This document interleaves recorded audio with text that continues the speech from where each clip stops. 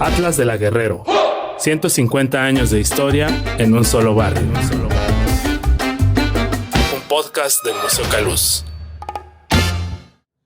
Hoy, en Atlas de la Guerrero, el podcast, platicamos con José Ignacio Lanzagorta, quien es antropólogo urbano y doctor en Ciencias Sociales por el Colegio de México. Es también profesor de Historia Cultural en la Universidad del Claustro de Sor Juana y en el ITAM, así como colaborador de la revista Nexos. Sus intereses de investigación oscilan entre el espacio urbano como imaginario geográfico y cultural, así como los procesos de patrimonio, turistificación y los usos históricos del territorio urbano.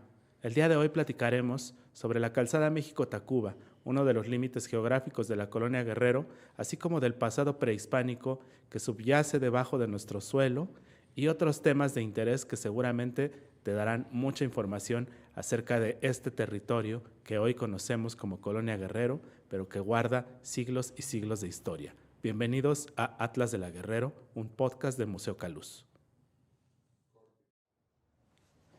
El día de hoy estamos con José Ignacio Lanzagorta, quien nos va a platicar sobre la historia de este emplazamiento, de este lugar que hoy conocemos como Colonia Guerrero, pero que hace muchos años, más bien siglos, pues formó parte de los barrios que tal vez podríamos llamar periféricos del antiguo islote central de México Tenochtitlan y pues también de varios emplazamientos coloniales y pues que después de alguna manera influyó mucho en el desarrollo norponiente de la Ciudad de México y que pues claramente hoy podemos atestiguar a través de algunas arquitecturas que continúan por allí pues en pie y que nos dan muestra del enorme pasado colonial de estos linderos y que pues también seguramente debajo de esos lugares también hay otro pasado mesoamericano latente y que ha dejado verse por ahí en algunos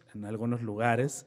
Recientemente hubo un proyecto de renovación urbana en esta zona justo en donde estamos ubicados y encontraron varios vestigios arqueológicos interesantes. Entonces, me gustaría que nos platicaras un poco sobre la historia prehispánica de este sitio. Perfecto, pues encantado, Isaac, aquí de platicar de qué fue lo que se convirtió finalmente en la Colonia Guerrero. Justo en esto de los entramados que mencionabas, a mí me gusta pensar que cuando uno ve la Colonia Guerrero, la ve desde arriba en Google Maps, ves un cuadradito, ¿no? Y lo ves el cuadrado, digo, ahí atravesado dramáticamente por el Paseo de la Reforma, pero bueno, originalmente un cuadrado. Y es interesantísimo ver cómo ese cuadrado en realidad está sumando pedazos de otras cosas que estuvieron en el pasado. A mí me gusta pensar que por lo menos tiene cuatro cosas, cuatro elementos que anteceden a la Colonia Guerrero que la van conformando como un espacio. Y sí, justo uno de ellos es un fragmento de Tenochtitlan, específicamente su brazo poniente, siempre se me cuatrapean oriente y poniente, el poniente, pero también no solo de Tenochtitlan, incluso también de Tlatelolco, ¿no? La parte norte de la colonia Guerrero, el barrio de Los Ángeles, fue en tiempos prehispánicos un barrio de Tlatelolco que forma parte del mismo gran asentamiento que estaba sobre el islote, pero en realidad eran dos entidades políticas más o menos bien diferenciadas. Y es interesante que hoy en la colonia Guerrero se puede llegar a todavía a ver un marcador que nos diferencia Tenochtitlan de Tlatelolco, que es el eje vial, que sí, justo ahí era la frontera. Pero bueno, serían esos dos enclaves. Otro de ellos sí sería la calzada México-Tacuba, que también está trazada desde tiempos prehispánicos y que en el mundo colonial, ya si quieres hablaremos un poco más de eso, también tiene una centralidad religiosa, ceremonial, cívica, fundamental en la historia de la Ciudad de México, también vinculada a su pasado prehispánico. Y el cuarto elemento que forma parte de la colonia Guerrero serían estos potreros que estaban más en la parte más poniente, que esas sí ya se ganan en el periodo colonial, se le van ganando, y digo se ganan porque se le ganan al lago, que serían los potreros del convento de San Fernando más adelante, pero también de un rancho, el rancho de la familia Requena. Entonces es interesante ver que lo que hoy estaba como homogenizado en este cuadrado que es la colonia Guerrero, en realidad, bueno, fue sumando pedacitos, cachos de diferentes lados. En cuanto a lo que decías de Tenochtitlan, que hay aquí, Hace un tiempo hicimos una investigación justo acá con el museo, ya hace unos años, para tratar de ver el paisaje de aquí, porque siempre a la hora de estudiar Tenochtitlan nos vamos al centro ceremonial, ¿no? Nos vamos a hablar del Coatepancli, el Templo Mayor, ¿no? De repente sí nos vamos un poquito más afuera y vemos los palacios más importantes, el de Axayácatl, el de Moctezuma, pero como que la vida cotidiana de Tenochtitlan, ¿dónde vive la gente? ¿Qué hace la gente común, la que no está en guerra contra los tlaxcaltecas, ¿no? Esa es la que estaba sentada, pues sí, en una periferia de la ciudad. Y justo esta zona, en la colonia Guerrero, hay por lo menos unos, depende del término que usemos, pero prefiero el término Tlaxilacaltin, que son los pequeños barrios, digamos las unidades familiares, que se dedicaban a vivir en la orillita del lago. Y esto era bien importante porque en temporada de lluvias tenían unas ciertas actividades y en temporada de sequía tenían otras. En temporada de lluvias se dedicaban a la pesca, sobre todo cazaban muchos patos, ¿no? Y en temporada de sequía aprovechaban que justo bajaban los niveles de las aguas y sobre todo que se iba acumulando la sal y entonces ahora lo que producían era sal. Entonces, ¿qué es lo que había en la colonia Guerrero en tiempos de Tenochtitlan? Principalmente estos Tlaxilacaltin, estos barrios, pero también había estructuras políticas interesantes, también dispersas en diferentes partes de la colonia Guerrero. Por ejemplo, en la calzada México-Tacuba, donde hoy está el templo le iba a decir el de San Judas Tadeo, bueno, es el templo de San Judas, el templo de San Hipólito Se lo oficialmente. apañó. Se lo apañó y yo creo que hizo bien. este, Ahí, por ejemplo, sabemos que hubo un espacio religioso ceremonial, el Atenchicalco, que era bastante notable, era un espacio liminal, según por ejemplo una antropóloga, Elena Mazzetto, que lo estudia, dice era un espacio de entrada a Tlalocan, ¿no? Como era una de las salidas del islote hacia el lago, este templo servía para ciertos rituales dedicados a Tlaloc, ¿no? Y que de hecho es una de las razones por las que creemos que está ahí el templo de San Hipólito, es una de las razones por las que se construye, aunque hay unas movieron el templo en diferentes partes. Pero bueno, eso sería uno de los espacios como religiosos ceremoniales que estaban en este territorio en tiempos de Tenochtitlan. Y en términos políticos, más al norte, en lo que hoy está la iglesia de Santa María la Redonda, teníamos el Calpulco, que este es diferente a un Tlaxilacaltin. El Calpulco, digamos que es una red de varios barrios. El Calpuli, por ejemplo, es una palabra que quizás es un poco más conocida y que la asociamos como barrio. En realidad, un calpulli es una entidad política que agrupa varios barrios similares y ahí estaba el Calpulco quiere decir el lugar o la sede del calpulli de Cuepopan, que esa palabra me imagino que también la tienen muy, muy asociada a la identidad actual de la colonia Guerrero, la tienen muy presente, que esto era el calpulli de Cuepopan. ¿Y qué es un calpulco? Pues pensemos que es como una suerte de alcaldía, de sede delegacional, ¿no? Era un palacio grande, con varios patios, incluso mencionabas que se han hecho algunas obras recientemente de rescate, a lo mejor tú tienes un poco más de ideas sobre eso que yo, pero sé que a la hora de estar renovando unas cosas en Garibaldi, aparecieron unos muros que eran de este antiguo calpulco y funcionaban estos calpulcos como espacios donde se guardaban armas, donde se guardaban granos. En algunos casos tenemos la idea de que también allí estaba el Tepochcali, es decir, la escuela de la gente común de este calpulli. Y sabemos también que había otros centro ceremonial adentro de este enorme palacio lleno de patios, que es donde se habría construido la iglesia de Santa María la Redonda. Entonces, vamos, había una ciudad abajo de esta colonia con toda esta diversidad interna, ¿no? Barrios, edificios religiosos, edificios políticos, ¿no? Y bueno, creo que ya nos tenemos. Justo lo que nos dices a mí me emociona mucho porque generalmente cuando pensamos en una civilización o cuando nos remitimos a una civilización a través de la arqueología, pues justamente alcanzamos a mirar pues estas estructuras monumentales que difícilmente son borradas, como en el caso de la Ciudad de México, que a pesar de haber sido destruido este templo en su, no sé, 80%, queda el remanso allí y vuelve a salir a flote. Incluso en la geografía o en la topografía del territorio, pues destaca y se hace visible.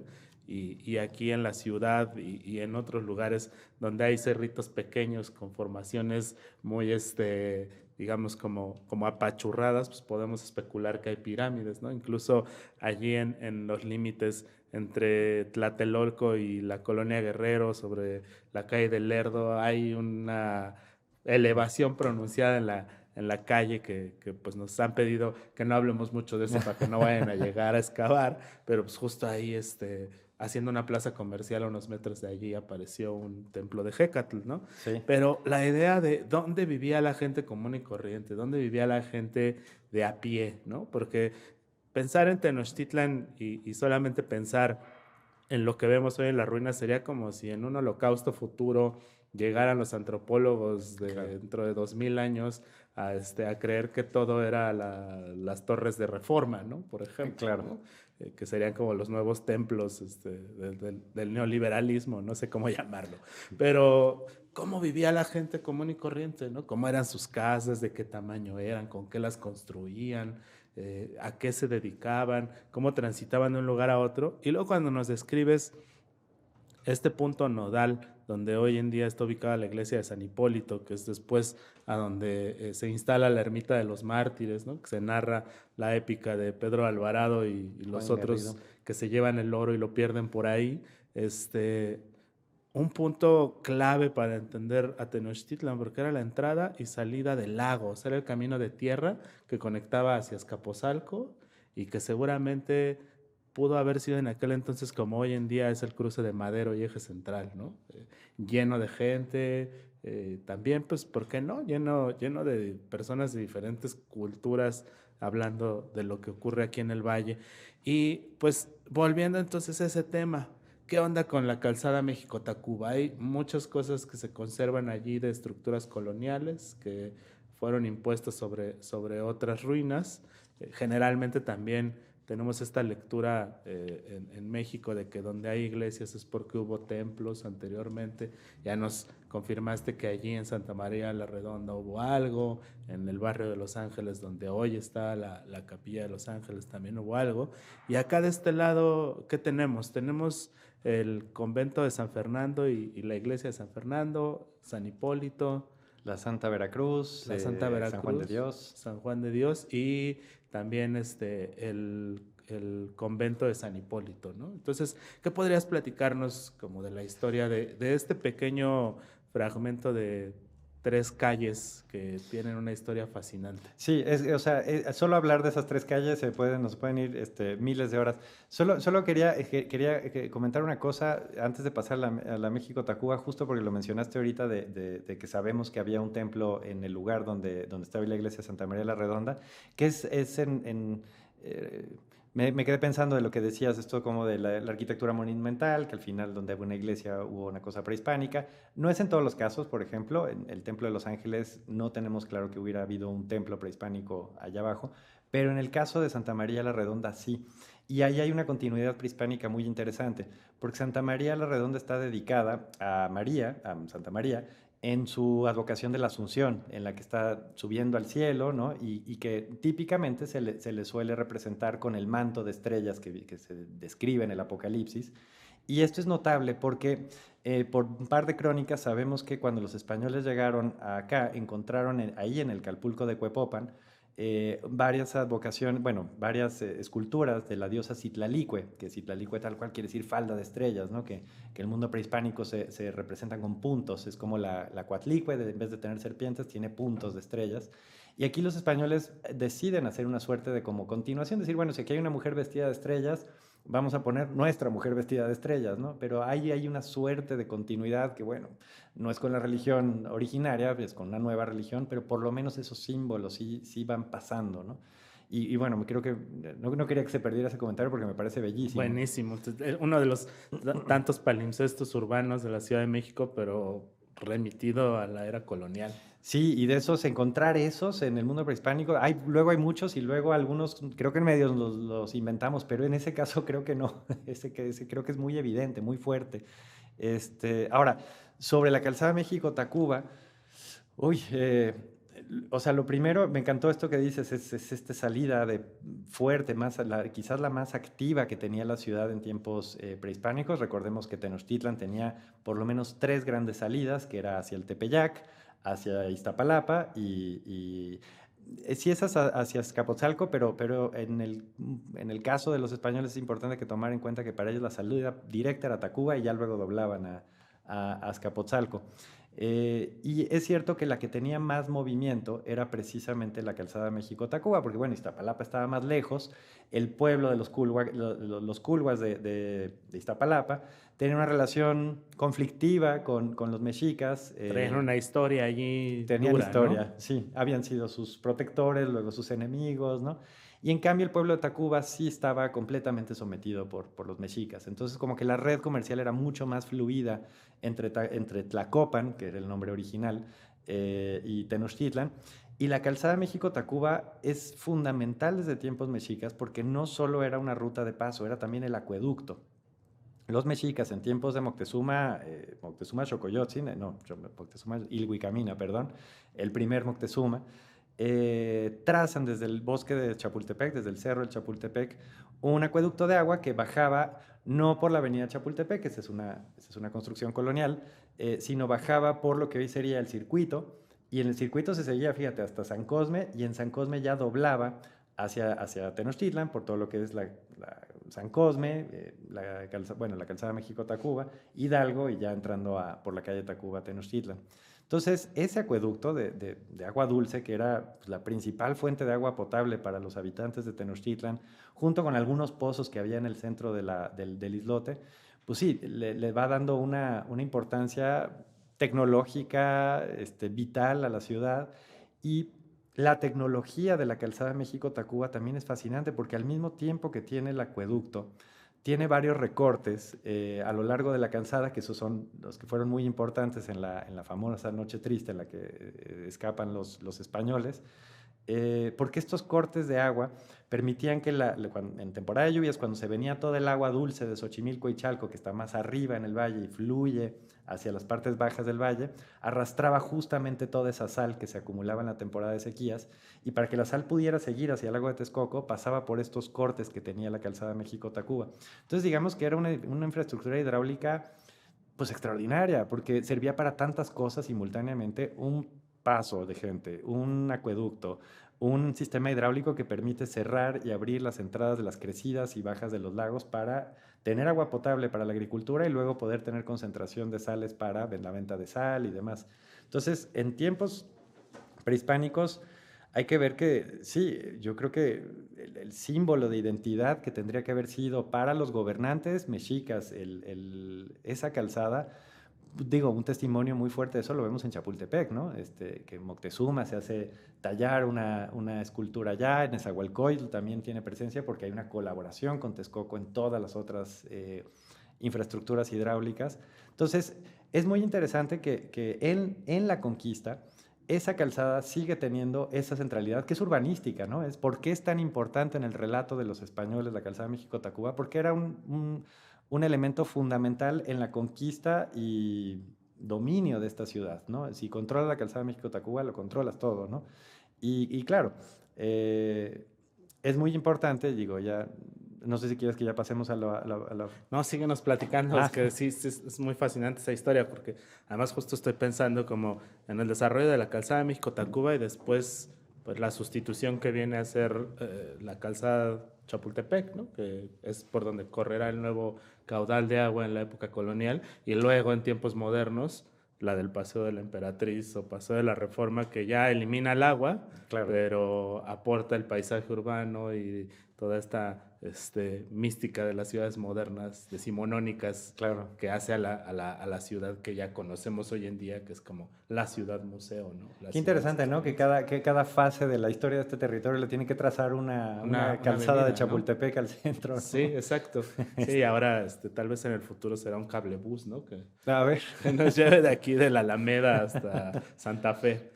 A ver qué trae la ciudad del siglo XXI a este entorno. Pero volviendo a la historia de la México-Tacuba, entonces hay una verdadera proeza de ingeniería hidráulica, hay una suerte como de comisión metropolitana de tlatoanis que están de acuerdo en trabajar bajo un mismo sistema para regular los flujos del agua aquí en esta cuenca. Y pues luego viene el periodo colonial, ¿no? Y empiezan a justo instalar infraestructuras y centros religiosos a lo largo de este camino. Es que la calzada México-Tacuba es yo creo que es el espacio urbano simbólicamente más importante para la dominación hispánica sobre esta tierra. Significa muchas cosas. Y la manera en la que la construyen como un símbolo de dominio está desde el inicio, ¿no? Este episodio de La Noche Triste, en el que están aquí los españoles invitados por Moctezuma, Hernán Cortés se va hacia Veracruz porque se entera que lo vienen a detener, Pedro de Alvarado se queda a cargo, viene esta matanza terrible en el Templo Mayor, y entonces cuando regresa Hernán Cortés se entera que ya los mexicas son hostiles a su presencia aquí, y empiezan esta huida, y la huida la hacen, pues sí, por la principal infraestructura de la ciudad. Recordemos que ellos no llegaron a Tenochtitlan por la calzada México-Tacuba, ellos llegaron por la de Iztapalapa y luego más adelante vendrán por agua, ¿no? Pero a la hora de planear este escape por la calzada México-Tacuba, viene el momento más dramático en la narrativa épica desde la perspectiva española, ¿no? Es el momento en el que estuvieron a punto de perderlo todo. Y lo hacen de noche, y estaba lloviendo, y unas horas antes apedrearon a Moctezuma. Es un día dramático, ¿no? Y es fascinante que en la mentalidad de los conquistadores que estaban leyendo todas estas novelas caballerescas del siglo XV, de la Amadís de Gaula, y todos quieren ser el nuevo Mío Cid y demás. Claro, para ellos está en su cabeza esta cosa heroica de ahí estuvimos a punto de perderlo todo. Se les unen los tablones estos con los que querían atravesar los cortes de la calzada, y es donde los mexicas les ponen una emboscada, los atacan. Tenemos bajas de caballos, bajas de españoles, bajas de tlaxcaltecas, ¿no? Y finalmente se van. Ahora, esto ahí podría haber quedado y ya, pero justamente con esta mentalidad de la Amadís de Gaula y los caballeros y demás, cuando ya conquistan Tenochtitlan, un par de años después de esto, un año y cachito después de esto, esta idea de vamos a construir en el punto donde estuvo a punto de ocurrir la derrota, construir el símbolo de la victoria, se volvió una obsesión, porque no nada más fue, pues pongan una capilla, ¿no? Todo tenía que ver con la calzada México-Tacuba. Desde este señor Juan Garrido, que pone la famosa ermita de los mártires y que es la que se va a convertir en el templo de San Hipólito, hasta la misma cofradía de la Santa Veracruz. Hoy, frente a la Alameda, tenemos esta iglesia, la parroquia de la Santa Veracruz, que es una parroquia de españoles, es una parroquia para que atendieran las familias españolas, no para las familias indígenas, y que lleva el nombre de la cofradía que funda Hernán Cortés, ¿no? Entonces no es una parroquia de españoles y ya, es la parroquia de los españoles conquistadores, ¿no? Y la ponen ahí. Si uno ve la geografía de las parroquias de españoles, pues vemos que pusieron una en el sur, en San Miguel, una en el norte, en Santa Catarina. Se supone que iban a poner una en el oriente, pero ya no quisieron porque estaba el lago de Texcoco demasiado amenazante ahí, y al final acabaron poniendo otra cosa, pero siglos después.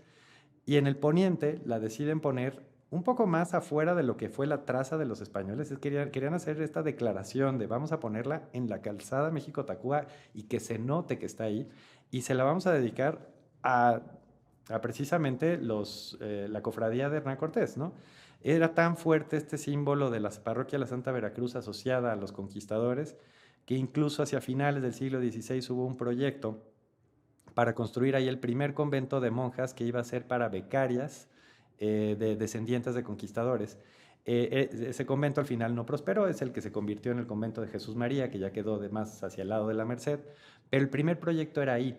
Y era un convento interesante porque la primera noción de este convento era que fuera para hijas o nietas de conquistadores que hubieran caído en desgracia, pero no solo de españoles, también de tlaxcaltecas. Iba a ser el primer convento formalmente mixto. Y es una de las razones por las que no prosperó en ese momento. Digo, hay otras cosas ahí, pero esto nos habla un poco de la relevancia que tenía sembrar en la calzada México-Tacuba símbolos de la conquista. La ermita de los mártires de Juan Garrido eventualmente se convirtió en el templo de San Hipólito.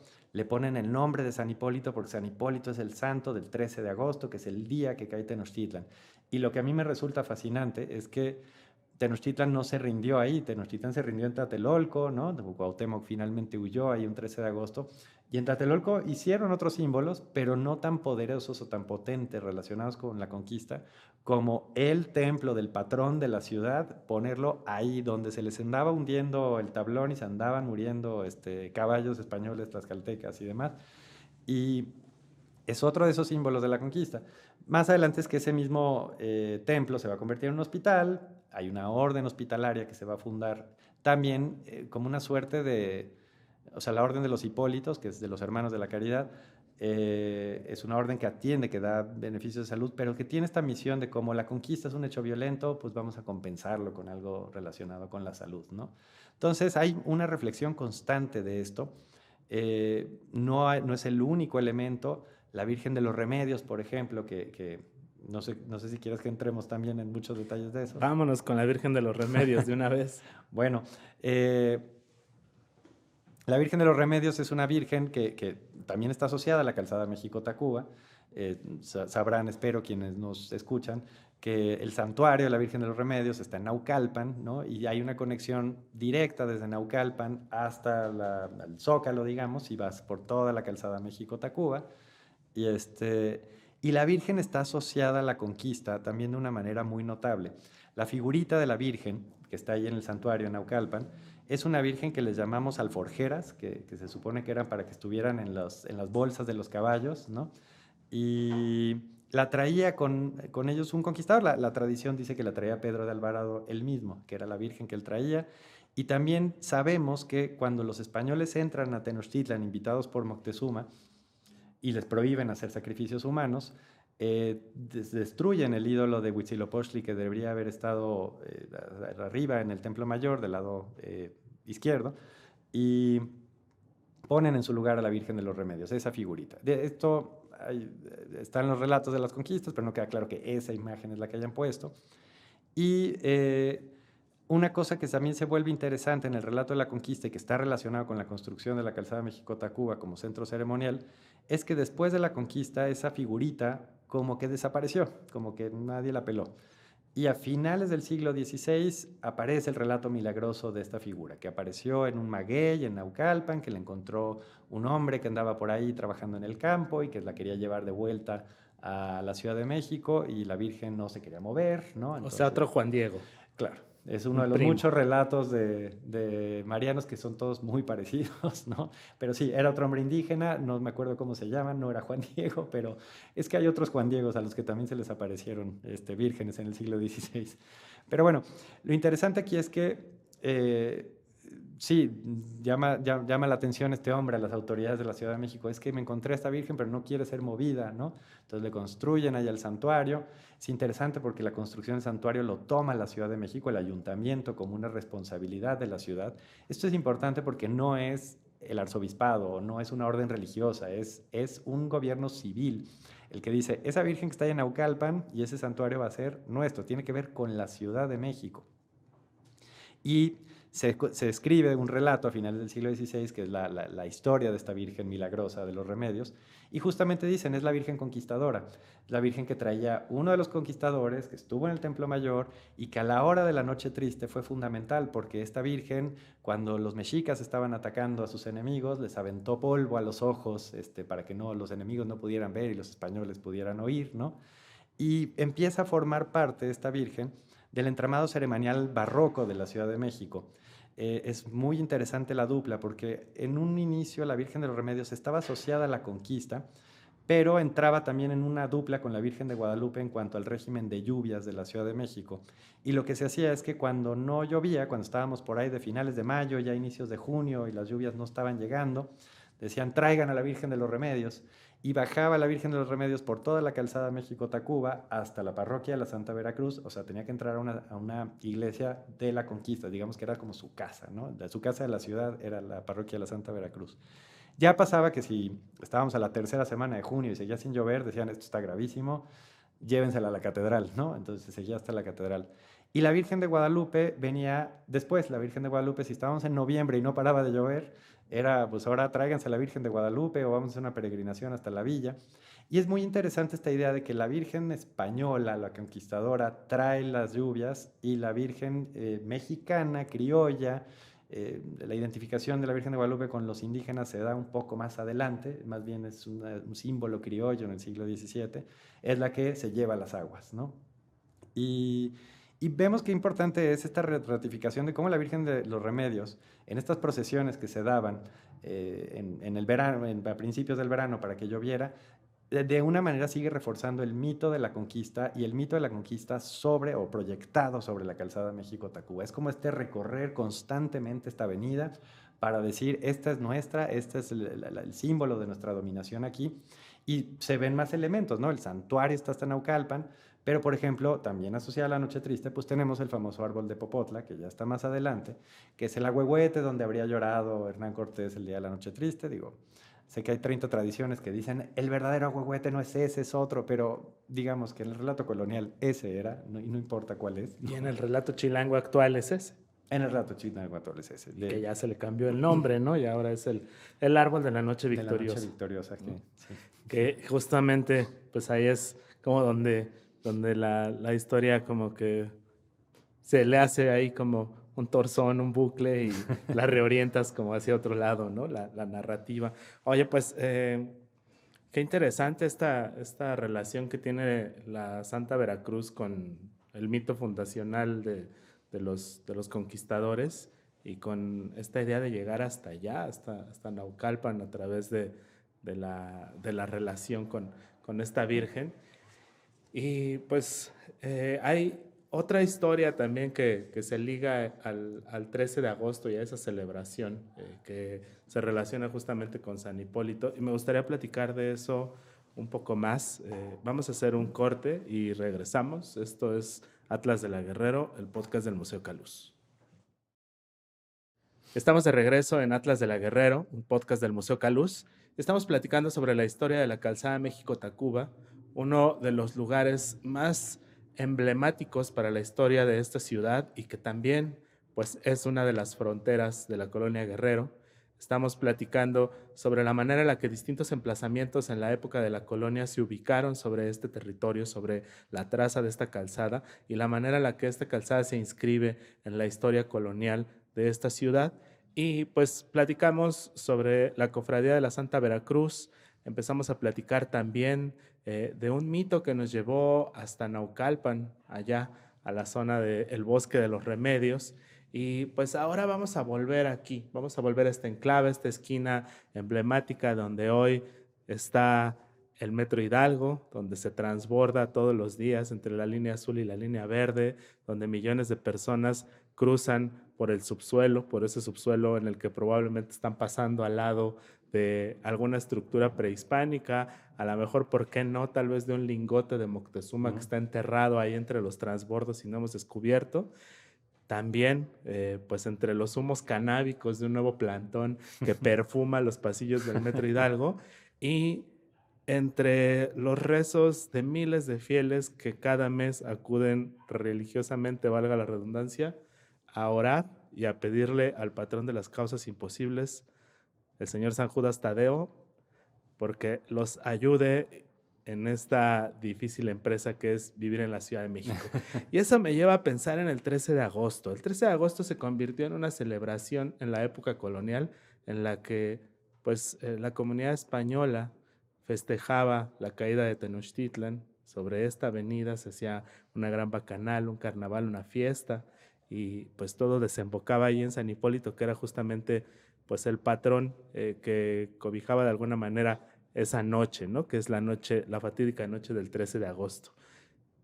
Pero ¿cómo es la ciudad paradójica que al final San Hipólito es como despojado de su templo para ser suplantado por San Judas Tadeo, que es un patrono religioso más bien asociado a la cultura popular, al pueblo, y pues como lo dice su advocación a las causas imposibles, y ahora parece ser que ese templo se recuperó por el popolo chilango que está allí. Debe ser una de las resimbolizaciones más dramáticas que puede haber en la historia de la humanidad, la del templo de San Hipólito a San Judas Tadeo. A mí me resulta fascinante. ¿Y qué nos puedes platicar como respecto a esto? Y pues también un poco de la historia del convento de San Hipólito, que fue uno de los primeros hospitales para enfermos mentales. Hay mucha historia por allí. Sí. Platícanos. A ver, lo primero es esta fiesta del 13 de agosto, porque también es una locura. La fiesta del 13 de agosto se hacía una ceremonia que le llamamos el Paseo del Pendón, que lo interesantísimo de esta fiesta es que es una fiesta de origen medieval. Es de alguna manera una fiesta medieval ocurriendo en la Nueva España hasta 1821, que fue el último año, en el que Fernández de Lizardi escribe un artículo que es muy chistoso, que se llama Vida y entierro de Don Pendón, y habla de cómo se acabó la Edad Media en México.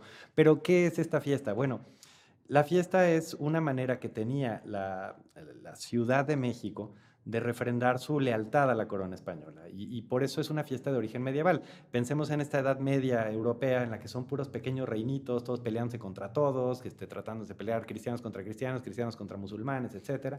Y la manera de consolidar el poder político de un monarca en ese entonces era muy limitada. Entonces tenía que saber todo el tiempo qué ciudades, porque al final la ciudad era una entidad militar más que una entidad urbana, etcétera, le eran leales y cuáles no. Entonces se hacía en el mundo castellano esta fiesta que cada ciudad, para celebrar su fundación, hacía una marcha en la que sacaba el pendón, la banderina de la ciudad, ¿no?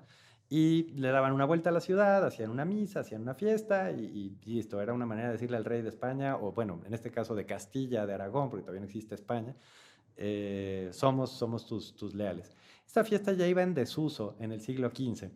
Y lo que es muy interesante es que cuando conquistan estas tierras, y que es un territorio gigantesco y está poblado y están llegando españoles de diferentes extracciones y demás, no se les ocurre cómo volver a, cómo decir, y cómo sabemos que estas ciudades van a seguir siendo leales o cómo vamos reproduciendo políticamente esta lealtad, pues a base de la fiesta, saquen otra vez así como, vuelvan a sacar la fiesta del pendón, a ver cómo le hacemos.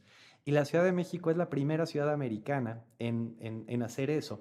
La primera vez que o sea, las primeras villas que estuvieron fundando en el Caribe no tenían la fiesta del pendón, pero se le ocurre a los conquistadores en 1529, vemos qué temprano es esto, decir, bueno, esta ciudad, la Ciudad de México, que se está fundando sobre Tenochtitlan, va a hacer su fiesta del Paseo del Pendón como una manera de decirle a toda la ciudad y decirle en este caso el rey Carlos V, bueno, Carlos I en España, que estamos a sus órdenes, ¿no? Y lo que es muy interesante de la fiesta del Paseo del Pendón es cómo cambian el protocolo una vez más para darle a la calzada México-Tacuba este carácter de espacio ceremonial de la conquista. Normalmente, como funcionaba el Paseo del Pendón en otras ciudades hispánicas, pero también en ciudades americanas, que también lo empezaron a reproducir, empezaron a hacer su Paseo del Pendón, era que se nombraba siempre a una figura muy curiosa que era el alférez real. Pensemos que es como el mayordomo de te tocó la fiesta, ¿no? Sabemos por la tesis que hizo un historiador, Francisco Vaca, sobre este paseo, sabemos que no era fácil encontrar al alférez real, que todos decían, ¿quién va a ser el alférez real este año? Nadie quería hacerlo porque le tocaba financiar la fiesta. Pero este alférez real lo que tenía que hacer era ir al ayuntamiento de la ciudad, sacar el pendón, el emblema de la ciudad, ir a recoger a las otras autoridades civiles, fuera el alcalde, etcétera, ir a la iglesia, sacar al párroco, depende de dónde está ocurriendo esto, darle una vuelta a la ciudad y ya. Aquí lo que ocurría en la Ciudad de México es que este alférez real hacía todo esto, pero en vez de darle una vuelta a la ciudad y que la misa se celebrara en la catedral o en la parroquia principal, se venía a celebrar a San Hipólito. Salían digamos, del Zócalo, del centro de la Ciudad de México, se venían por toda la calle de Tacuba y en San Hipólito hacían la misa, ahí los estaba esperando el arzobispo de la Ciudad de México, o sea, no se hacía en catedral esta misa.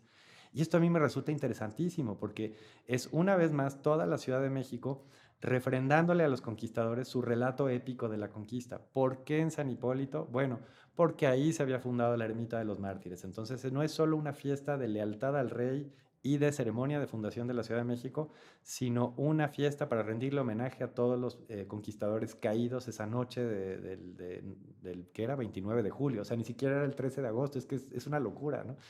Y es bien interesante ver lo que sabemos que el Paseo del Pendón empieza así como una fiesta de los conquistadores con ese objetivo político de refrendar esa lealtad política, pero con los años se va volviendo muy complicado por varias razones. Una, la fecha, 13 de agosto. En agosto aquí está lloviendo mucho, ¿no? Entonces, normalmente pasaba que estaba todo enlodada la calle y entonces estos se tenían que poner sus mejores galas y no querían que se les ensuciara todo, ¿no? El alférez real, después de la misa en San Hipólito, tenía que regresar a toda la gente de regreso al Zócalo y en el Zócalo ya había la kermés, ¿no? La fiesta, había corrida de toros, había justas, de esto que se pelean con lanzas y demás. Y normalmente todo eso corría a cuenta del famoso alférez real. Entonces sabemos que con los años la misma sociedad novohispana decía, ¿qué es esto? Es una fiesta anticuada, ¿no? Tenía que hacerla marchando, vistiendo armaduras las autoridades. Y ya para el siglo XVIII decían, si mejor lo hacemos en carruaje, ¿no? Que no nos llueva, en fin. Pero lo interesante es eso. Otras ciudades que hicieron Paseo del Pendón, Lima, por ejemplo, que celebraba su Paseo del Pendón en su fundación, que es el Día de los Reyes Magos, salían de la Plaza Mayor de Lima, le daban la vuelta, hacían la misa en la catedral y ya. Y no había este relato de la conquista que sí teníamos aquí. Eh, Esa fiesta se suspende. Bueno, la vocación de San Hipólito se la dan precisamente por ser el patrono fundador de la ciudad. Bueno, que hay que decirlo, que es San Hipólito y San Casiano, son dos hermanos que eran santos, pero pues ya por economía del lenguaje borramos al pobre de San Casiano. Se queda nomás San Hipólito. Se queda nomás al olvido, pasó al pobre. Algo parecido le pasa a San Cosme y San Damián, que ya nomás decimos San Cosme. Pero, a ver, y ahí hay otra cosa interesante, esta conversión del templo de San Hipólito al templo de San Judas Tadeo, que es una locura. Porque, claro, vemos que el Paseo del Pendón no pegaba, o sea, no le gustaba a la gente, era caro, era en temporada de lluvias, era una fiesta de fundación de la ciudad que pegó algunos años y otros años no, y que los mismos criollos hacia finales del periodo colonial consideraban que era una fiesta anticuada, decían, esto es medieval, esto no viene al caso. El pensamiento criollista despreciaba mucho la fiesta del Pendón, y curiosamente quienes la estaban apoyando más eran sí los españoles peninsulares, pero también las élites tlaxcaltecas. Decían, oigan, los pactos que hicimos en esa conquista con el rey de España no nos los vayan a quitar con la independencia, ¿eh? No vengan aquí a cambiarnos algunos privilegios y demás. Y es ahí, en ese periodo, cuando se hace el monumento que hoy podemos ver en la esquina de Reforma y la calzada, bueno, ¿qué es ahí? ¿Hidalgo todavía? El del sueño de Moctezuma. El del sueño de Moctezuma. Es este monumento que justamente vemos a un águila destripando a un guerrero. Pues es un símbolo súper fuerte de la conquista, ¿no? Y se hace por estos dos grupos, las élites de la nobleza que queda, de la nobleza indígena, y los peninsulares que dicen, va un símbolo fuerte de la conquista, anticriollo, digamos. Y O sea, entonces ese friso es más o menos de qué época. 1790, por ahí. 1790. Lo hace José Damián Ortiz de Castro, que es el que también terminó la Catedral Metropolitana. Él hace ese monumento que vemos ahí. Y sí, debe ser hacia el año 1790 o por ahí. Ahora, claro, terminada la conquista, nadie quiere celebrar San Hipólito y qué bueno, ¿no? Es una fiesta que se suspende por completo. San Hipólito era el patrono de la Ciudad de México y ya no. O sea, el México independiente dice, este es uno de los símbolos de dominación hispánica más fuertes, más notables, y que además tuvo este ceremonial asociado a la Virgen de los Remedios, a todo lo que ya hemos hablado. Entonces se suspende, y el templo de San Hipólito cae un poco como en el olvido. Es un templo que se va quedando ahí aislado, está en el margen de la ciudad. Era importante que estuviera al margen del periodo colonial, pero ya no en el México independiente. Y la historia, porque me interesó mucho recuperarla, porque hablaba yo con la gente, a veces iba a varias fiestas de San Hipólito y les preguntaba, oigan, ¿y esto cuándo empezó? ¿No? Bueno, tú has de saber ahí mucho de estos relatos. Pero dije, bueno, ¿y qué dicen los académicos? Más allá de lo que dice la historia oral, ¿qué es lo que vemos aquí? Y lo que me encontré fue el trabajo de un historiador estadounidense que decía que el templo de San Hipólito en el Porfiriato fue asignado a una orden, que era la orden de los claretianos, que lo siguen teniendo ellos administrando hacia la fecha. Es una orden de misioneros catalanes que empezó en el siglo XIX, y que vino aquí un señor que se llamaba... se me olvidó el nombre, Jaume. Bueno, Jaume, se cambió a Jaime y luego se cambió a James, ya veremos por qué, pero bueno, un sacerdote catalán que estuvo aquí en el Porfiriato, se mexicanizó él estando aquí, era catalán, y después, cuando empezó la Revolución Mexicana, se fue a Chicago. Y esta es la parte que a mí me resultó muy interesante de cómo nos llegó el San Judas Tadeo acá. Nos llegó por Estados Unidos, que es contrario a lo que uno encuentra en los relatos orales, pero tiene mucho sentido. Lo que James Tort, Jaume Tort se llamaba el sacerdote catalán. En Chicago Él empezó a trabajar con la comunidad mexicana que empezó a migrar justo en los años 20, que Chicago estaba creciendo mucho industrialmente. E incluso él construyó un santuario dedicado a la Virgen de Guadalupe, allí en el sur de Chicago, que creo que ahí sigue. Yo no conozco Chicago, pero entiendo que ahí está. Y que el sur de Chicago justo es una zona más popular, más mexicana, ¿no? Y en la crisis del 29, que muchos de los mexicanos se quedaron sin trabajo, pues cerró todo. Este señor James Todd dijo, pues que necesito darles algo, un asidero, algo para este momento tan difícil. Y él es el que tenía en su acervo pues vamos a usar a San Judas Tadeo, que entiendo que en el siglo XIX los italianos ya medio le estaban rezando para las causas difíciles. Y se volvió este santo muy resocorrido por los mexicanos que se quedaron en Chicago en la crisis del 29. Y claro, fue un boom, fue un super éxito. Además, muchos de esos mexicanos retornaron a México y decían, pues traigo a este santo para este momento tan difícil. Y como el templo de los claretianos, de San Hipólito, seguía bajo los claretianos y San Judas Tadeo fue tal éxito en Chicago, es como empieza este culto ahí. Y a mí me parece brillante, es como el máximo símbolo de la conquista se volvió en una de las devociones populares de asistencia, ¿no? Más socorridas de por lo menos los últimos, pues, 90, 80 años, ¿no? Claro, pues no conocía esa historia y sí, como lo dices, suena muy, pues muy atinada, muy precisa. La iglesia original de San Judas Tadeo está ubicada en la Avenida Politécnico Nacional, o sea, la que tiene su advocación, que está allá en el norte de la ciudad, por la zona de Zacatenco.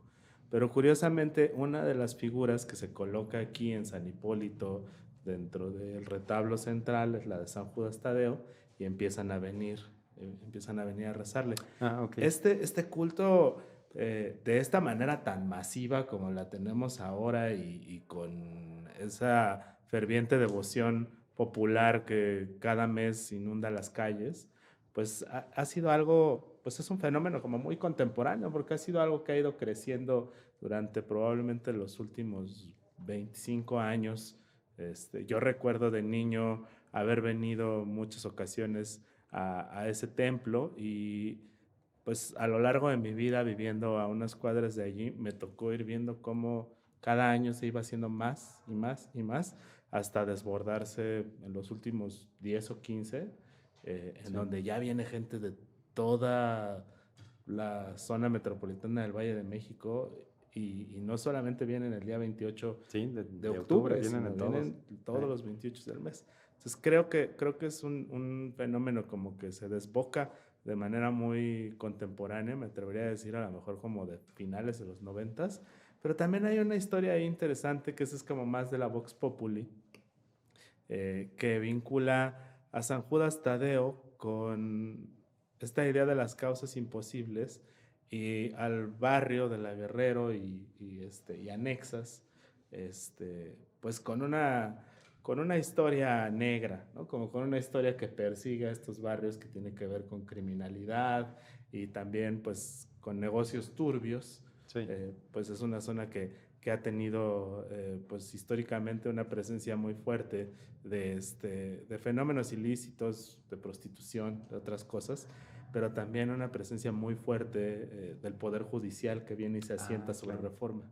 Entonces Claro. hay por ahí una leyenda urbana que dice que son los judiciales los que lo ponen de moda porque le van y le rezan Esa no la había para que les escuchado. haga el paro de todas las tropelías Mira tú. que hacen y al mismo tiempo le va y le reza el ratero para que lo ayude a poder seguir llevando a cabo su oficio, ¿no? Su empresa. Entonces, pues eso también tiene su recurso simbólico interesante de que pues eso es un santito que protege al bueno y al malo, Sí. aunque tú no sabes realmente quién es el bueno y el malo, ¿no? A quien le pida. A quien le pida. Y finalmente, pues como es de las causas imposibles, pues le puedes pedir lo que sea, ¿no? Claro. Entonces, pues lo chilanguizamos muy bien. Oye, pues te agradezco muchísimo habernos regalado esta plática, sin duda muy interesante. Y pues me encantaría que pudiéramos extender esta charla hacia otros territorios, irnos ahora hacia el otro lado, hacia Cuepopan, irnos Claro. hacia la Lagunilla, esta frontera urbana que se crea allí desde tiempos de Tenochtitlan, que es totalmente coincidente con el eje 1, que pues es uno de los bordes también de la colonia Guerrero. Entonces, pues estaría padrísimo que pudieras venir de nuevo y platicar Claro, más. por supuesto, y nos faltó todavía cosas de la misma calzada, ¿no? No hablamos de San Fernando, que, en fin, pero sí, por supuesto. Del Colegio de San Fernando y también, pues, ya un poquito más hacia allá del Palacio de los Condes de Buenavista y Claro, ya llegar de una vez al Metro San Cosme, porque además uno como habitante de La Guerrero generalmente termina llevando su vida hacia allá, hacia San Cosme, hacia ¿no? San Cosme, claro. Sí. Y sabes qué otra cosa también me parece muy, pues, como muy representativa de San Cosme, esa advocación a la enseñanza que ha tenido, porque pues sobre San Cosme se La depositan Normal, grandes proyectos de la modernidad educativa en México, como la Normal, claro. como la secundaria anexa, como la Escuela Moisés Sáenz. En algún momento, pues la Academia de San Carlos, pues tiene allí como su... Y hasta para los militares, la Academia Militar. Que Y el también, Colegio Militar, sí. Exacto. Y pues yo me imagino también, pues todas las enseñanzas en tiempos de monasterios con el Colegio de San Fernando y todo eso que está por allí, ¿no? Sí, aunque el Colegio de San Fernando tenía una vocación más misionera que educativa, pero bueno, ya lo hablaremos, sino en otro, en otro momento. Y también quedó pendiente hablar de pues del hospital de San Claro, Hipólito, claro. que esa es una historia interesante, ¿no? Fue el primer hospital dedicado a enfermos mentales en la Ciudad de México, ¿no? Sí, con la salvedad de que la idea de enfermo mental es una categoría más contemporánea. En realidad era en el periodo colonial concebido para cualquier persona que no estaba como encajando. Era un asilo de ancianos, pero también para poseídos, que serían el equivalente a los enfermos. Y claro, ya el lenguaje contemporáneo dice es para padecimientos mentales, pero digamos que tiene una vocación un poco más amplia cuando la tenía esta orden religiosa que a los hermanos de la caridad, ¿no? Y pues también nos faltó mencionar por ahí, pues que aquí enfrente estuvo ubicado un quemadero, claro, de la Santa Inquisición, claro. y hoy hay un quemadero, pero del otro lado del Metro Hidalgo. Sí, es un quemadero más psicotrópico. Más friendly.